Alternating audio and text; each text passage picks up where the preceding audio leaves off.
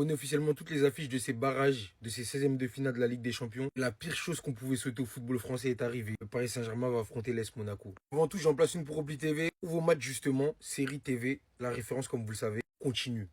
On sait maintenant dans quelle partie de tableau est placé le Paris Saint-Germain, ainsi que l'AS Monaco. Peu importe qui remportera cette rencontre, il affrontera soit le FC Barcelone, soit Chelsea. Et juste après, tu devras taper soit Tottenham, soit Liverpool, soit la Juventus ou Galatasaray, et ainsi de suite avec Real Madrid, City, bref. Jeter un coup d'œil sur les autres affiches, du Galatasaray Juventus, très intéressant. Benfica qui retrouve le Real Madrid, attention.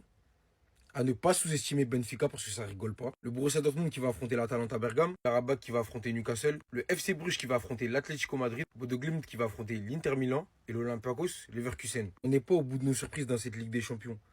Ceux qu'on prend pour des petits, bah c'est tout sauf des petits. Il n'y a pas de petits dans cette compétition, je peux vous le dire. Quand Bodo Glimt a été capable de taper l'Atlético et Manchester City, ils sont capables de tout. Ils sont même capables de sortir l'Inter dans ses 16e de finale. Qui sait, on n'est pas au bout de nos surprises. Je le répète, ce qui concerne l'affiche française, celle à laquelle on va porter le plus d'attention. Alors forcément, l'immense favori, comme on le sait, c'est le Paris Saint-Germain, champion en titre justement de cette Champions League. Et le meilleur représentant français depuis des années même, le Paris Saint-Germain, je pense que ce serait plus logique de les voir avancer dans la compétition. Sans rien enlever à l'AS Monaco, bien évidemment. C'est le plus méritant qui passera quoi qu'il arrive. Mais si c'est pour sortir juste après Monaco, laissez le Paris Saint-Germain opérer. Ils connaissent la musique. Maintenant, ils s'est expérimenté. Maintenant, ils savent comment ça fonctionne dans le business. Donc la réalité à choisir entre les deux, je préfère 1000 fois voir le Paris Saint-Germain passer. Quoi qu'il arrive, c'est le football français qui gagnera, mais qui sera perdant dans le même temps. Donc à voir. On va se décanter cette rencontre et quel en sera le dénouement. J'ai juste hâte d'y être. Est-ce Monaco Paris Saint-Germain? Attention. Parce que Monaco aussi, ils sont capables de nous sortir un... On sait pas. Restez sobre, abonnez-vous les gars, ça attrape.